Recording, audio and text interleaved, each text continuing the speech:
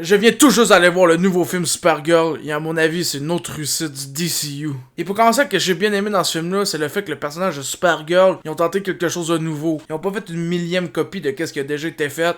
Ils se sont dit non.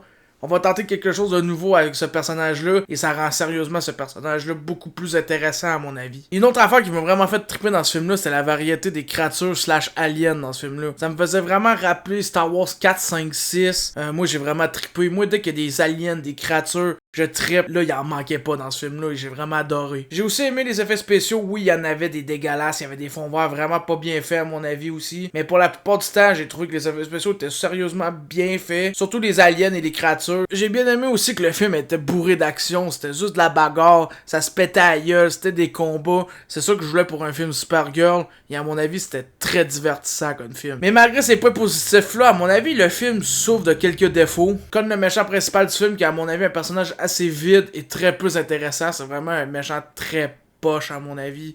Ça aurait pu être mieux comme méchant principal du film. Une autre affaire que j'ai trouvé dommage dans le film, c'est Lobo. À mon avis, ce personnage-là est très bien incarné par Jason Momoa, mais il est ben trop secondaire. Tu pourrais l'enlever, ça serait le main film. À mon avis, Lobo aurait dû être plus développé et plus mis dans le film. Tout comme les personnages comme Métamorpho, Mister Terrific, Guy Garner, Hawkgirl qui était dans Superman, qui ont eu le temps de briller, de montrer leur pouvoir. Là, Lobo, pas assez présent dans ce film-là, et c'est très dommage. Et pour terminer avec ce que j'ai pas aimé dans le film, nous avons la soundtrack. À mon avis, la soundtrack, des fois, pouvait fitter avec le film, était bien choisie, mais la plupart du temps, c'était pas du tout bien choisi. À mon avis, la soundtrack, ça aurait dû juste être du punk et du métal. Et c'est tout que j'ai à dire pour le film Supergirl. À mon avis, c'est un très bon divertissement. C'est le fun à regarder. C'est un bon film, mais ça dépasse clairement pas le film précédent du DCU qui était Superman, que j'avais donné 9.5 sur 10. Là, pour Supergirl, je donne la note de 8 sur 10. Ça reste une très belle note. À mon avis, c'est un bon film. Je le trouve divertissant et je vous invite à aller le regarder.